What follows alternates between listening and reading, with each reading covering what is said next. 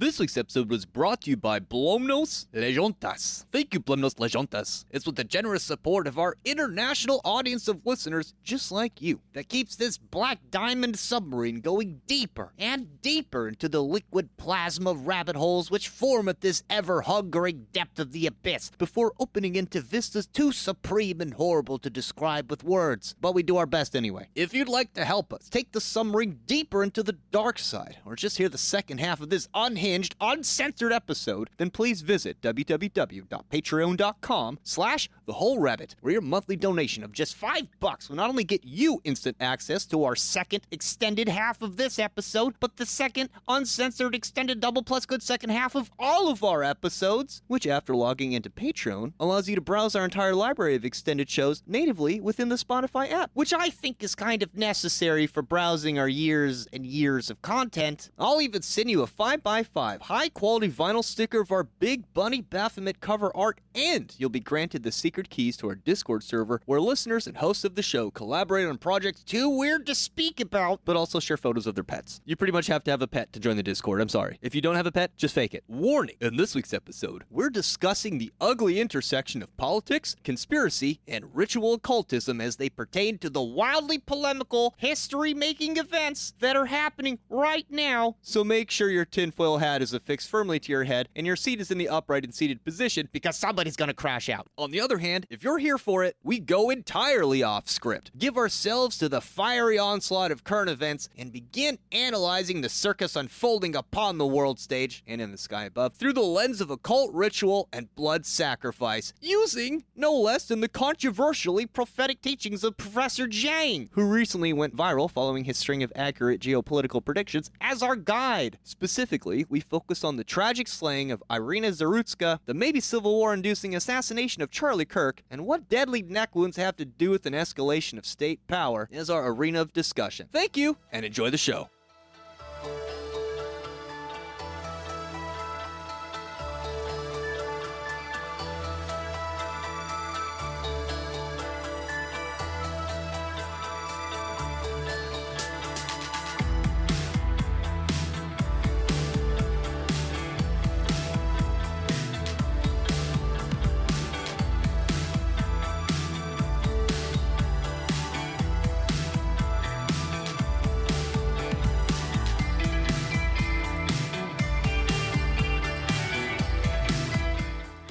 What do you call an Italian assassin? What? A provolone gunman. What might you catch an ABBA-obsessed assassin doing? What? Having the time of your life. Like having it, like cutting it in half. Wow. Oh my gosh. What do boxers and assassins have in common? What? They both What? hitman. Whoa. What music do assassins listen to? What? What? Only the hits. Oh my god. Jeez.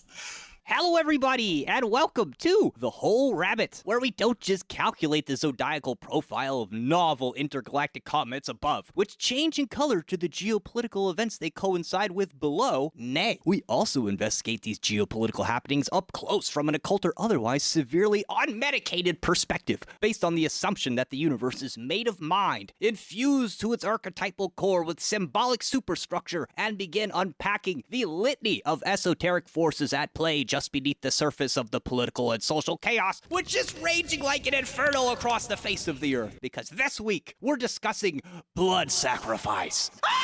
The point of no return. At least that's the working title right now. I'm your host, Luke Madrid, also known as the Hack Rabbit. I'm joined this week by the interior designer of your cartoon temple space, Mori-sama. It's a perfect place to entertain. The setting sun on the buttery horizon of your mind, Hecka Astra. Hello. And the mischievous mansplainer, Mr. Tim Hacker. That motherfucker back there is not real.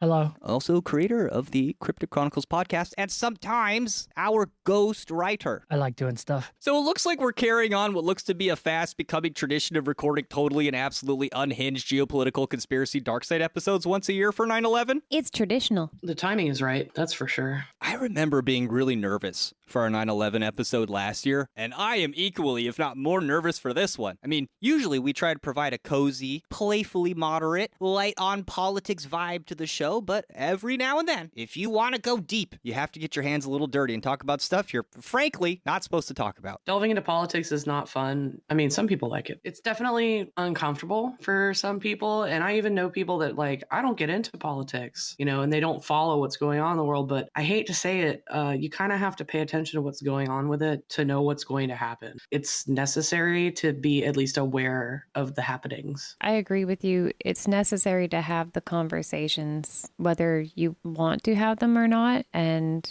accept that people don't agree with you and don't have to. I mean, the entire foundation of Western society is based upon the principle of having the freedom to think and speak freely. And part of that is the ability to discuss things and disagree. Absolutely. Well, for me, that almost goes without saying. But in terms of this show, we love to look at how symbolism is woven through art, especially a masterpiece we can enjoy that can offer us wisdom that's been coded by its creator, either on purpose or not. But we extend that principle out into the real world because this podcast is for people who essentially have a somewhat magical worldview or are interested in the magical worldview or are researching it as such. And so we're going to be talking from hopefully a mostly neutral esotericist perspective and celebrating the fruits of what looking at the code behind the veil of appearances can show us for either fun, enlightenment, or profit. So let's get started. Do you guys remember not so long ago when for about 11 days there was some serious and intense clamor about a potential war with Iran when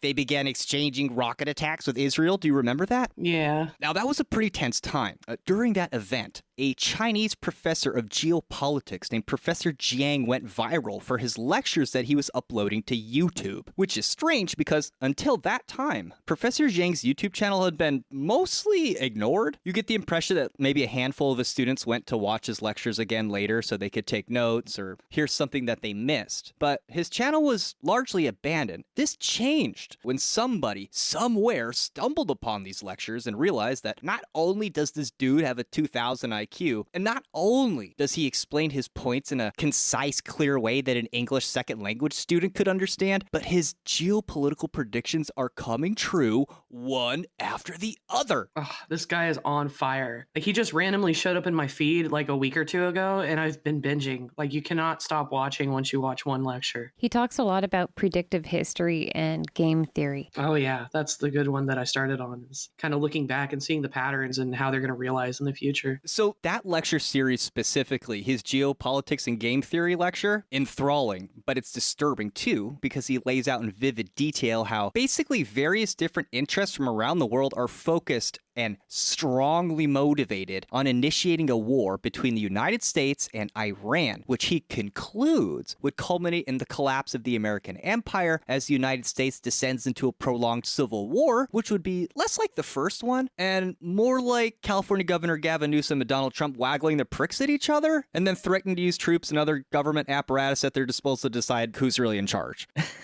which is exactly what's happening, I feel like you just described the new South Park episode. Yeah. Do people like Gavin Newsom? I've never met anybody that likes him. Yeah. I don't like either. Only brainwashed boomers. No, I live in California and even leftists hate that guy. Yeah, but people really hate Donald Trump. So if you hate Donald Trump, you might go with Newsom. Can you just not like either of them? Yeah. Is that an option? You could, come on. It's technically possible. I respect our listeners and their beliefs and the conclusions they have come to. I respect their process. I'm just here to give people stuff to think about. You know what I mean? I'm not here to tell you what to think. He's like a rock And I star. don't want to tell you what to think. He's like a rock star in Canada. As Canada collapses, they really love Newsom.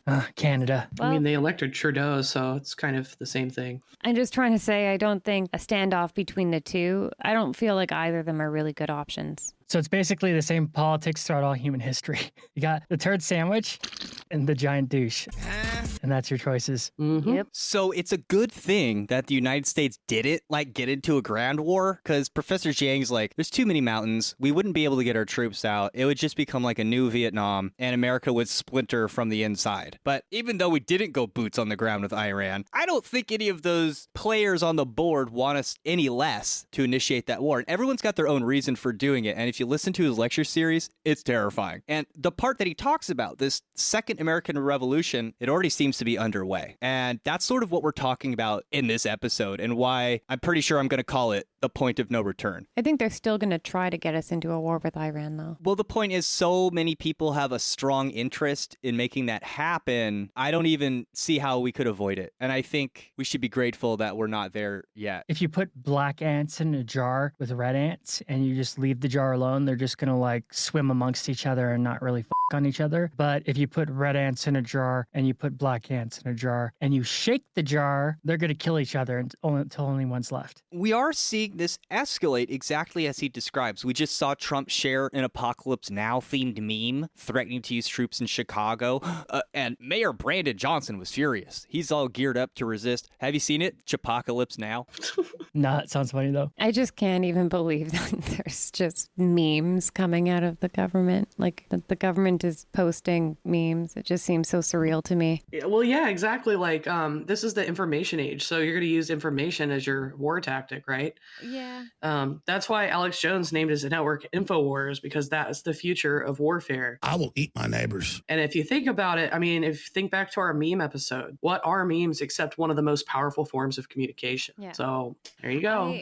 I understand why the government is using memes, and it's not just the American government, it's in Canada as well. I understand why they're using memes. It's just so surreal to see it happen. It is highly effective, though, at getting younger generations involved in the conversation, especially if it means forcing them to pick a side over the other. It's just weird to see it happen in real time. It's kind of scary. Yeah, and I'm pretty convinced that if an extreme faction of either the left or the right comes to power, it won't go well for me personally. So just last week, with Hecka's guidance, we discussed the astrological significance of the comet 3I Atlas. And grimly, we predicted that it would correspond to some very intense, politically catalyzing events. The same ones we're seeing play out in real time. I don't know if I specified politics, but it does certainly seem to correspond to a mass awakening and a mass involvement and the ramping up of martial energies as it culminates. I also really try not to be all doom and gloom and not immediately say, like, this is going to mean exactly this horrific thing. But there's also quite a bit that's happened since we had that recording, and it doesn't give me a whole lot of confidence. Well, one good thing is that a lot of the old tricks just don't work anymore. And at the end of the day, I do have a confidence in the compassion that most humanity has. Like, regardless of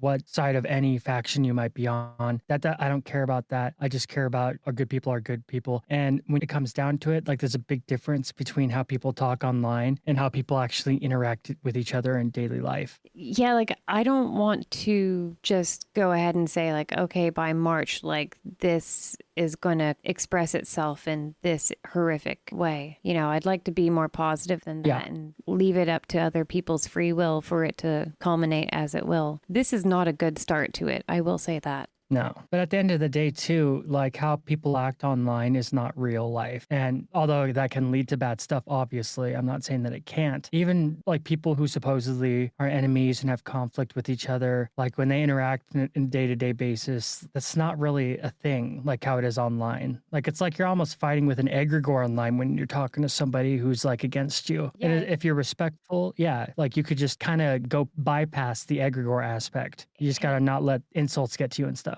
Trying to interact with people online is sometimes impossible, a lot of times impossible, because there are so many people who are just vehemently venomous. And it's a good reminder to not be that way. Yeah, and I don't think that it's actually them. Like, it's not only like an online mask that they wear, but it's an egregore that they're attached to. Because if you talk to these people in real life, they're probably chill as fuck. I also think it's not specific to one side or the other. I think there are people who are venomous and vitriolic and toxic on both sides of the aisle. And before the show, you mentioned possession as an apt word to put on this. I absolutely agree. And I think that's not specific to one side. It is similar to demonic possession, where people are just so in the trenches of that energy that they are not themselves. I mean, that's kind of what politics are, though, right? I mean, or even going to a rock show, participating in a riot, maybe even fighting in war. You're sort of pulled by the gravity of this greater thing, right? You become something bigger. Yeah. Right. But we would like to hope that people don't lose their humanity when they're pulled into it. That's the problem, though, with politics, is they sort of do. And that's why we need to talk about it, because if you are not aware, then you can fall prey to outside forces influencing you, where Oh, as absolutely. Yeah. a quote-unquote occultist or a magician or just a man or a strong woman or they, them. You have to be able to be your own governor of your own energy in your own life, and the fastest way to do that is to become conscious of the energies that are acting upon you from outside that are influencing you inside. So, Dude, that reminds me of Carl Jung. it is, basically. I mean, it kind of makes me think of like, are we acting as a pawn or are we acting as a sovereign individual? So when we talk about astrology, we know that the outer planets are the ones we associate with those big generational gravitational like pulls and pushes that draw us into political stuff, like movements, right? And we discussed last week what comets have to do with that, because comets are even more novel. They correspond to big changes. We remarked on the path of 3i Atlas how it gets exceedingly close to Mars. It goes within its orbit. And if you haven't been paying attention, we've been talking about a ramping up of martial energies in this episode. So when we say the word martial, it comes from the Latin word martialis, which means of Mars, the Roman god of war who is associated with the military, police, and violence. It also represents this in the occult tradition. And because the appearance of comets often correspond to time with giant political happenings with long-lasting effects, we may conclude that if there is any validity to comet-based astrology and political prophecy, that 3i Atlas should correspond in time to a rapid awakening of martial energies with long-term geopolitical effects. That said, it was less than a week ago, on September the 5th, that Donald Trump signed an executive order authorizing the use of Department of War and Secretary of War as secondary titles in non-statutory documents and communications with the executive branch, which is itself largely symbolic, as only an act of Congress can officially change the department's name.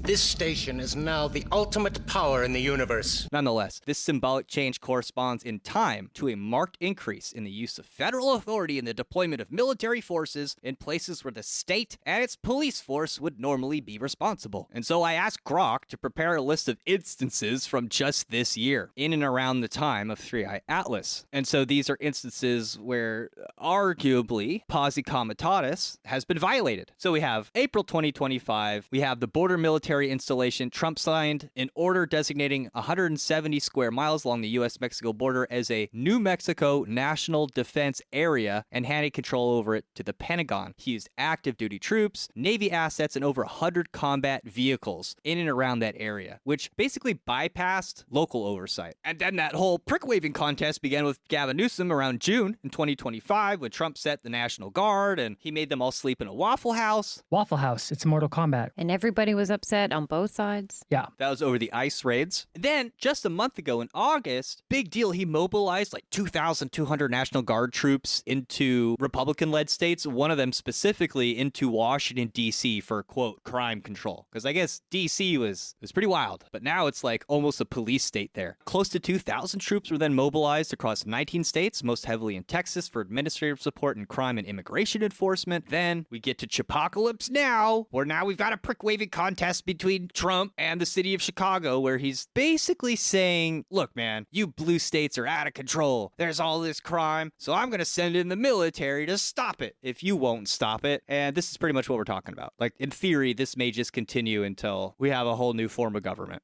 I just wanted to speak to the astrology that you brought up earlier and how the outer planets are kind of a generational impression. The way that they move through signs is much slower. So right now we have like a retreat of Saturn and Neptune back into Pisces. Then they go back into Aries beginning of next year. So right now we're actually having that brief intermission where they've like gone back into the old sign before going into Aries more permanently for a longer period of time. That I believe is January and February, one in 1 month, one in the other. And then we have the comet passing Jupiter, I think in March. So, oh, wow. On its way out. On its way out. I would say these energies are probably going to play out. Well, it's not looking good if this is what the lineup is looking like so far. Once you get Saturn and Neptune back into Aries, which is ruled by Mars, it seems like the first half of next year is probably going to give us a run for our money for 2025. That's for sure. Yeah. So just hours ago, this comet we talked about last week, 3i Atlas, changed in its observed color from red to green, Oh, which wow. some have speculated that it means it's go time for presumably whatever big events 3i Atlas is meant to indicate, right? You mean like a traffic light?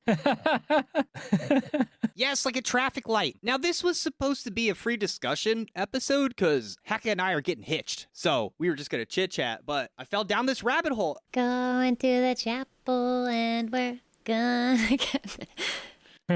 Finally. Rough week for news, though. Yeah, so it's a green light for a lot of things. I have a tweet here from some guy, I have no idea who he is, Mikai Matthew Morin. It's 2 tweets in one. The first one goes, in the last 2 days, we have learned that UFOs are real and have avoided Hellfire missile attacks. Epstein's birthday book is a disgusting slice of elite society. NASA discloses that microbial life once existed on Mars. What? Called it.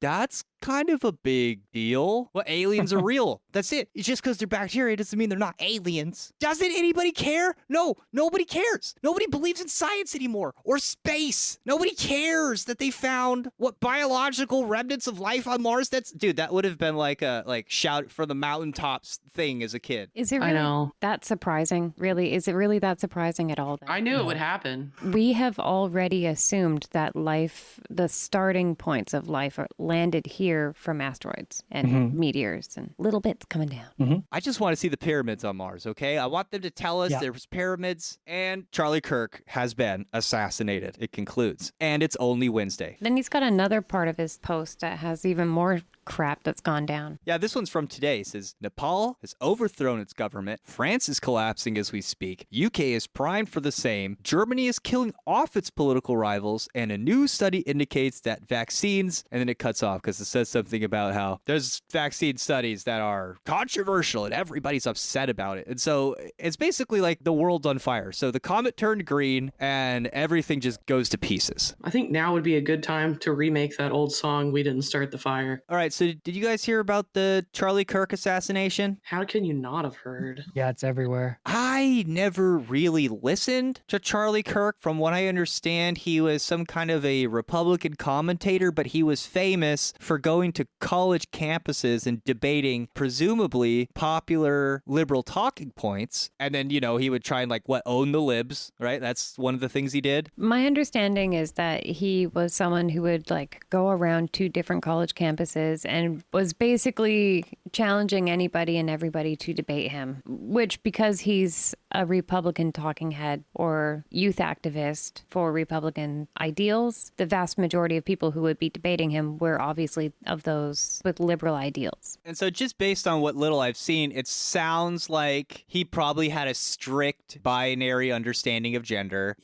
He sounds like he was strong borders, and it sounds like until very recently, he was straight down the line pro-Israel, but he had recently begun to question Epstein's potential involvement with the intelligence communities. Oh, dude, he probably was a CIA asset. I think he was both. Well, Yeah. here's from the 2 whole minutes of all the Charlie Kirk I've ever listened to, the stuff that's on Twitter now, it sounds like he was the founding fathers never intended for there to be a 4th branch of government, which we all kind of know is the intelligence community. Nobody really elects them. They have security levels above the president. They know stuff the president doesn't. It's 007 stuff. They have a license to kill if it really comes down to it. And he was saying that's not really democratic. And he had just been saying stuff like that recently. Among other things. Oh, then that's probably why Yeah. they offed him, huh? Well, and a lot of our tax dollars go to Israel. So I think that was also a problem. While I'm not a Charlie Kirk enjoyer, I am interested in this story. I denounce all political violence. I don't care what side you're on. What makes this an important event is that it is a highly polarizing incident. That's the important thing about what we're talking about today. And we're going to discuss some of the reasons, and they're occult reasons, why it's so divisive. You mean divisive? Yeah, I don't know how to talk.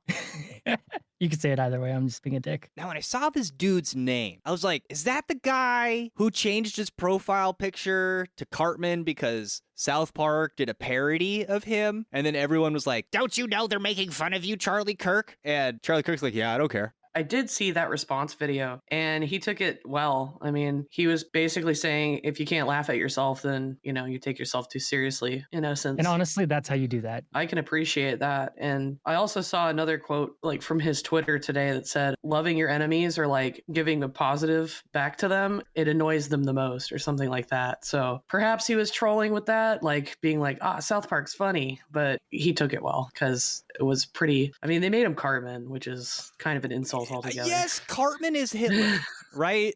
Yeah. Like, he's the Nazi on the show. So even South Park was basically, like, subtly calling him a Nazi. Like the worst annoying guy, like the hypocrite of the crew. And I would say to your modern mind, Cartman represents the American version of Nazism. It's distinctly un-German and just obnoxious. It was kind of a dish, but he didn't really take it poorly. I laughed through the whole thing, but people were online posting about it today because, as one commenter said, it was the show mocking his Christianity, quote unquote. To evidence this commenter posted a video of the episode. So it's like the only 2 minutes I've seen of the episode. Now, in this one iconic scene, Cartman, imitating Kirk, engages with a member of the audience. Let's go, you right there. Who opens debate with him by stating that his haircut is stupid. That's the stupidest haircut I've ever seen. You were wrong. In reply, Cartman whips out a Bible and begins to quote Leviticus 3:17, saying, Leviticus 3:17 says it shall be a perpetual statute for your generations throughout all your dwellings. So you can shut up, baby. You just hate America and you love abortion. In the moment, sounds like he's referring to compulsory bad haircuts and using the Bible to justify it. When we were watching this section, Hecka was quick to notice that the contents of biblical Leviticus differ from like pretty much every other book of the Bible, specifically in that it details the proper way to carry out ritual sacrifice. You can't just drop Leviticus and not have a red exclamation mark show up above my head. So he just read one little bit from Leviticus 3:17 in the episode. This is a permanent statute for the generations to come. But if you go and just crack open Leviticus chapter 3, this is how it opens. If one's offering is a peace offering and he offers an animal from the herd, whether male or female, he must present it without blemish before the Lord. He is to lay his hand on the head of the offering and slaughter it at the entrance to the tent of meeting. Then Aaron's sons, the priests, shall sprinkle the blood on all sides of the altar. Ooh, the tent of meeting, yo. Yeah, that's That's kind like- of strange. That's like where he's always holding his debates in a tent just in the middle of like the quad on campus. Yeah, I had seen the video of the incident and I immediately was like, whoa, Luke, check this out. Especially when played the Cartman episode, or the South Park episode with Cartman. I was like, yo. I don't know anything about this dude, and I don't follow pundits of any political paradigm. So this is You all don't really have new to. to me. You don't have to clearly see that he's in a tent in that video. Yeah. Yeah, he's in a tent where he is supposed to be gathering people around him to debate him freely. And it's in this tent that he gets shot. Have you seen the video? It's pretty grisly. No, I don't know anything about any of that, but I'm totally against political violence in all ways. Well, I don't suggest watching the video unless you have at least somewhat desensitized yourself. ahead I've of seen time. people die. It is pretty disturbing, I've seen people overdose. regardless of who is being killed. It's pretty disturbing. Well, I'm probably going to see it randomly anyway, with not even a choice. Just pop up in my feed somewhere, right? Like it happened to you guys. I believe the only uncensored one was being passed around on 4chan from my recollection. Oh, okay. no, it is all over X. Yeah, I saw it all over Okay. Twitter. Really? Oh, Uncensored? Yeah, Elon's letting it go then. Like, he wants people to see these images so they'll get upset. That was Well, it worked. the gist of it that I got from it. Now, I found Leviticus 3 to be particularly chilling just because of the mention of the tent of meeting. And then I decided to look at the location of this tent of meeting, and I found an aerial shot of it, which I found even more disturbing because this tent of meeting seems to be positioned at the dead center of a truncated set of hexagrams that are nested inside of each other at what looks to be 6 different levels. It is a half hexagram, but you can tell that it's just basically one cut in half. Yeah, like how you would cut a sandwich straight in half. You know what I mean? It just looks It's like an outdoor amphitheater, but instead of like a circle, semicircle, it's the half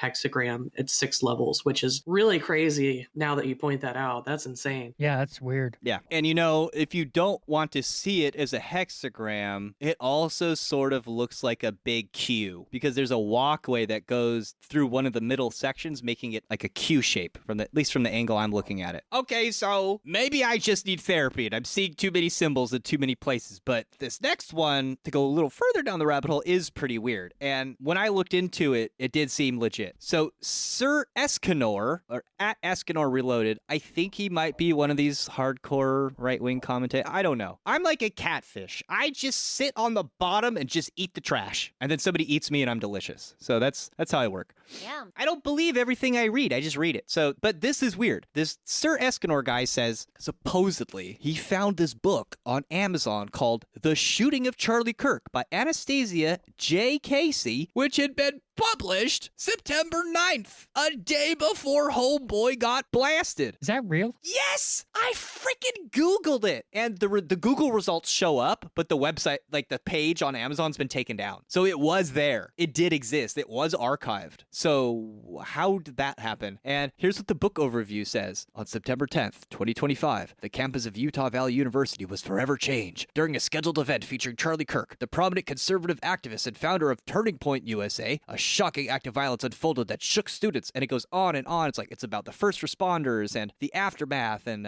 all the stuff that happened afterwards. Like, bro, it hasn't even happened yet. How does this book even exist? Dude, that's really creepy. Dude, it's super creepy. What does that even mean? And I have a screenshot here of what I found. I went to Amazon, The Shooting of Charlie Kirk. It's right there. It's for $6.99. And when you click it, there's nothing there anymore. What? This is really weird. Yeah, it is really weird. What the hell does that mean? Did you discover a conspiracy? Either that or the Matrix is broken. Supposedly there was an audiobook for it as well on Audible, which has also since been pulled. What? Yeah, Dude, this is crazy. It gets weirder and weirder. I even found a tweet. Let me see if I can find by who. We're recording this on the 11th, by the way, so this is like Currently happening. All of this is like happening dude. in the news right now. even Blowing my brain.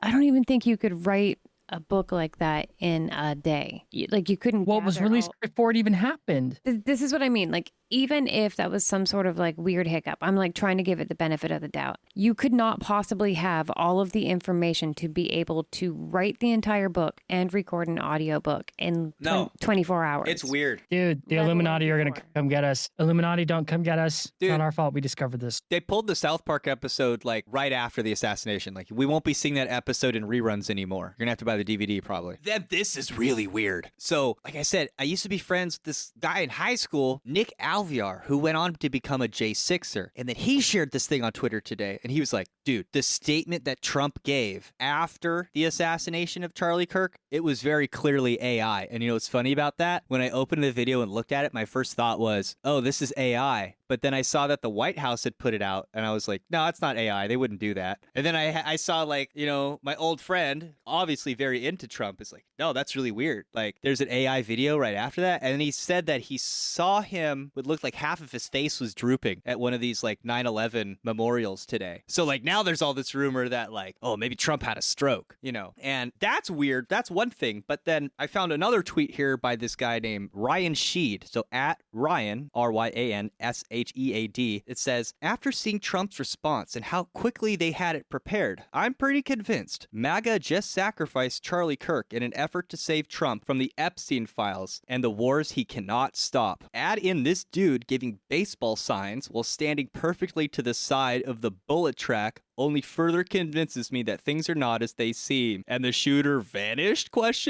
So this video shows like a bunch of weird dudes in hats behind Charlie Kirk, like giving these weird like baseball signs, you know, and like weird. What? Yeah, dude. I mean that could just be normal for security detail and stuff like that, but I don't know. He does look like he's security. I watched this over and over again, trying to figure out what the hell was going on. And I can't say one way or the other if those are actually baseball signals that he's giving or if he's just like stretching his arm out, because he has, I think this particular guy has his phone in that hand, so he's like stretching his arm out with his phone in it. No, this is that weird stuff we talked about on the Trump assassination episode where they had people like giving like weird signals behind, and then they just pull out their phone and start filming it like very calmly right before the shit goes down, and like they don't wince or move or like act surprised when the shit goes down. It's kind of that same vibe where it's like, oh, what are they doing? Do they know what's going on? And if they already had a book ready to be put out, it's like, dude, this stuff's scary. scares me. Like, I don't know what to think. Okay, Yeah. this guy has his phone out like that. Is that the angle from that side that is the video that's available? Because there are a lot of I don't different think angles. so. I don't know, though. That would be So weird. that would be like,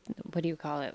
The smoking gun. Is this like some JFK? Well, We're like watching in real time. yeah. I personally don't Fuck. think it was some random person. There's just a lot of weird stuff going on with it. There are also videos which are being debated among people as to whether or not the video itself is AI, because some people are pointing out like, oh, well, his ring on his ring finger switches to his pinky finger as his hand goes up. And like, I watched the video and I'm like, oh yeah, it does. So it's like, Oh yeah, that's what Sirius was saying in the Discord. I remember that. yeah, yeah. So when his hand goes up before he falls over, the ring finger on that hand switches from his ring finger to his pinky finger.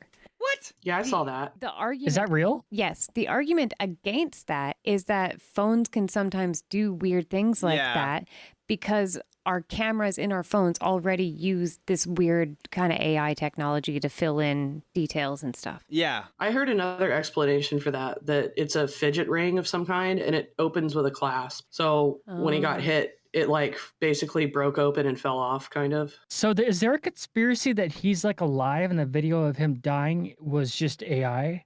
Yeah, a lot of Or people think it's a false flag too because of that. his wedding ring is a fidget ring. See, that's where I was like, well, why is he wearing it in place of his wedding ring? Because that's your wedding Yeah. ring finger. Yeah. And he's religious, right? You very Yeah, guys so said? he would have it on. No, it's a gold This ring. is so weird. It was a gold ring on his ring finger. So it's just kind of like weird details like that where it's like, what the heck is going on? Yeah, this is tripping me out. This is why I try to look at these things from like so many different angles and like really be like, okay, well, what about this thing? What about this thing? What about this thing? Because like I mostly just care about the truth. I don't care about like justifying something or trying to negate something. Yeah, I think I'm like that too. I try to get rid of bias Yes. and polarization Yes. because that's just what you do when you're an enlightened magi. Well, one reason I got into the occult is because it is an avenue of mental activity that allows you to transcend beyond the political boundaries. And you can start to Yeah. see from a source level where those political boundaries come from and who draws them and how they accumulate and sprout or blossom from the germinal seed that the occult world deals with. I think that's why it can be dangerous too, because it can break some people when they start to see that their entire worldview that they've like made themselves all around is like just one reality tunnel among countless. I don't know. I could see people getting paranoid too, because it could lead you to think everything is a false positive. I mean, or everything is a conspiracy, and you get a lot of false positives because you're looking so hard. Like it can be like a double-edged sword in that way as well. Well, I think we're talking about the enlightenment aspect, not like that. Because to be paranoid, that would be like lower macrocosm. Whereas What when I'm saying, you, if someone's exposed to this and they see it for the first time, there's a risk of that happening, of it devolving into that kind of oh yeah, you can go psychotic crazy, state. totally. You know what I'm Yeah. saying? Oh yeah, totally. I get what you're saying. Yeah, you could, and I've seen that happen to people. I was just going to say that the spiritual journey can take you in any of those directions. Like it can take you in so many different directions. There's no like one direction. And the label of enlightenment is going to look different to different people. Yeah. If you follow it in a way that is for the purpose of dissolution of biases and you actually gain that effect, I think it puts you in a place where you do land at the spot that we're talking about, where it's you just want to know what the truth is without trying to negate or validate or justify. That would be very hermetic. It's also very middle path. It's, you know, Yeah. people who would have like a left-leaning political view might view you as like far right, and people who might have a right-leaning political view might view you as far left, but it might be actually that you're just in the middle without a dedicated bias or extreme. Because seeing clearly can be scary to people. Look, I'm just trying to trip balls on the chemical wisdom in Finding Nemo, okay? Like, label me whatever, you know, that's what I'm about. I want to know the mechanics that are behind these things that create our political beliefs and these social movements, etc. Because I think that's what we're supposed to do. I mean, where else are you going to hear about it? Ditto. I would like to know the Neteru and how they work inside and out. Yeah. So one thing that Professor Jiang mentions is that what's great about him is he doesn't just teach politics, he also teaches religion, and I believe he also teaches some mythology and literature and like how it all goes together, religion, stuff like that. And he explains that one of the advantages of polytheism is that it actually allows a more creative and even concise explanation of the world we live in. In one way, he relates this to how we think about emotions and motivations. So, for most of human history, if you got homicidally angry, you may say you were possessed of Mars or the spirit of vengeance or something along those lines, right? Yeah, and that would be the same as in Egypt, how the language works well. And so in Egypt, they had the Neteru, as you mentioned. Yeah. And so this was the prevailing worldview for most of human history. And so it's apt that we remember that when we're talking about the occult influence of symbols and big movements in politics. And so why is it that the death of Charlie Kirk, and secondly, have you heard about this Iryna Zarutska lady who was stabbed on the subway? Oh man, hurts my heart, dude. It's pretty horrifying. Again, this is another video that I would not suggest watching without knowing going into it that it's very disturbing and graphic. And so I was researching what had happened with this big watershed moment when the Charlie Kirk thing happened. So we haven't even mentioned her yet, but there's another video going around where this young girl, she's a Ukrainian refugee named Iryna Zarutska. She seems to be some sort of a model or somebody that's interested in that world because those are the pictures people are sharing of her. And it's August 22nd. She boards the Lynx Blue Line in Charlotte, North Carolina. She sits down, starts looking at her phone, and before long, the guy sitting behind her, DeCarlos Brown Jr., he's wearing a red hoodie, starts to look a bit disturbed, and he slowly pulls out, flips open a pocket knife, and begins to eye Iryna. Just a few moments, he stands up, brings his arm down hard with the knife so fast, the security footage can hardly capture it. It sounds like he punctures her neck or her upper chest about 3 times. It's reported that he stabbed her 3 times in the neck. And then Brown, after doing that, walks away. Iryna just... From the looks of things, if you didn't know what was going on, it looks like she just saw something really scary and is now afraid. She curls up into herself, she pulls her knees up towards herself and tucks her arms in, she covers her face, and it kind of looks like she's crying in fear. She looks very alone, she looks very confused and very frightened when all of a sudden, and about 10 seconds after those swings came down, she just loses consciousness, her neck flops over and she falls on the ground, revealing a big pool of blood in the seat below her, and in just a few moments there's blood running all down the floor, all through the train. And I have never seen so much racially charged, like on fire rhetoric coming from the side that's very angry about this. You know what I mean? Like, I have seen so many posts that were like, this was a watershed moment, I am changing my politics, I am now radicalized, I am now changing my,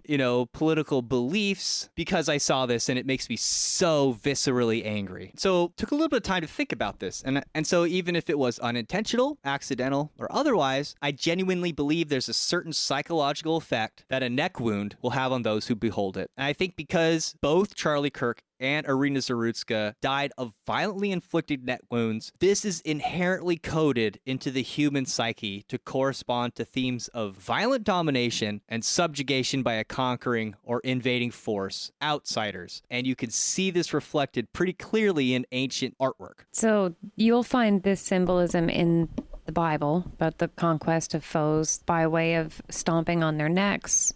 You see this in even the Narmer palette, which is an ancient artifact from pre-dynastic Egypt, or early dynasty, first dynasty maybe. The conquest of your foes symbolically is shown by the neck, by taking hold of the neck in some way, shape, or form. So this has been a part of our human psychology for a really long time. That's, if you control someone's neck, you control them. And it's also the way that we control animals. We put collars on them. Our necks are very much vulnerable areas for us. And so this is proven to be a radicalizing moment for the right. And when I got to really thinking about it, this is also proven to be true for the other end of the political spectrum, who were similarly catalyzed to severe action following Derek Chauvin placing his knee on the neck of George Floyd. Do you remember the outcome of that? Oh, yeah. There is a visceral reaction that we have as humans worse when it has to do with the neck. So for the left, when they saw Derek Chauvin placing his knee on the neck of George Floyd, what they saw was fascism. What they saw was white power. What they saw was a white colonial privileged force subjugating and exploiting, Oppressing. Yeah. oppressing the vulnerable and executing them on the street. Now, you can say what you want. You can get into a whole political debate about, that whole world of stuff, right? But we're not going to go there. But it's the symbolism that's important, that symbol. Well, it's the same thing here on the right. You have Charlie Kirk going out with this neck wound. You got Iryna going out with a neck wound. And to the right, they're upset that this guy was even on the street. He'd been arrested 14 times, and the right is saying that, oh, the judge that kept letting him off was an activist, and they see this as an invasion of the country they love, so on and so forth. And so we see here this boot on the neck symbolism. It gets people riled up. It makes them feel like they're being conquered, or if they don't do something right now, it's going to happen to them, right? It's like a galvanizing thing. It also appears to me that all of these instances that have been brought up for examples are all results of political rhetoric, which I think is important to note if one side is attempting to conquer the other side, or if both sides are attempting to conquer each other, then you no longer have a stable ground for democracy. Yeah, You have to jar of ants. I noticed that a lot of tragedies, while on the face value, a life was lost or someone was harmed or an accident happened. And of course, that's a bad thing. But you see the politics move in immediately. These pundits come in and try to manipulate the scene in such a way in order to outrage, to manipulate and control their audiences against one another generally. I'm not even talking about just individual talking heads or reporters, but even news networks themselves, I think, are complicit in this activity. I would agree with you because I don't know if you guys remember when news used to just tell you what happened and they wouldn't have to tell you what you should think or feel about it. Right. It used to be just like our show here, where they would present you with the facts in the chronological order and they would leave it up to the viewer to decide how they felt about it. But they use charged language, even the way that they flash colors on the screen, how they show the clips, show the reactions of the reporter or the people, the talking heads, I guess. There's definitely some kind of game theory going on behind the scenes where they're trying to incite, probably even more violence or even more division amongst us. If you hear the same thing over and over again on repeat as to what you should think and feel, there's a high chance that it's propaganda. News sources or places that are trying to share information for the sake of truth do not need to tell you that something is horrific or that you should feel upset about something, if it is in fact something that is upsetting. Exactly. Spot on. And repetition, it is a way to brainwash, but in psychological studies, it's proven that if say your brain's not actively processing, if you're not using your critical thinking, if you're kind of on autopilot and you hear something in the background repeated over and over again, you'll actually come to believe that and that you made that decision, that you came to that belief on your own. It's been proven, psychological studies, that this is a way to, originally it was presented as a learning aid, but there's other ways to teach people without them actually knowing what's going on. So yeah, I feel like a lot of people that are susceptible to this don't even realize it's happening. And they truly believe that they came up with that information on their own or they made their own decision about what to think. So you're when really it was just implanted in your head by the mainstream media saying the same thing over and over again. So what you're saying is it's a good idea to fall asleep to the whole rabbit because it might dismantle your biases? Hell yeah. Yes, definitely. And don't forget to have some aniseed and blue cheese before you fall asleep. Remember the microcosm and the macrocosm. But if you'd like to hear the rest of this episode, where we talk about some of the strange synchronicities that happen in and around American assassinations, boy, that was a weird sentence to say out loud, along with, I think we're going to talk about various cultures sacrificing virgins. Human sacrifice. Ooh. Yes, apparently people have been doing it for a long time, but it's a bit of a smorgasbord. And if you'd like to taste the egg rolls, then please please visit www.patreon.com/thewholerabbit, where your monthly donation of just $5 will not only get you the extended second half of this unhinged, unmedicated episode. Oh no, you'll get like all 6 years of our unhinged, unedited episodes that you should never listen to out loud around your family because they'll think you're weird. Not only that, also the 5x5 high quality vinyl sticker for our Big Bunny Baphomet cover art. You'll also get the secret keys to our Discord server where you can tell us about all the weird symbolism you saw in the news, and where lastly, we can all eat carrots and shoot lasers. Pew, pew, pew. Pew pew pew.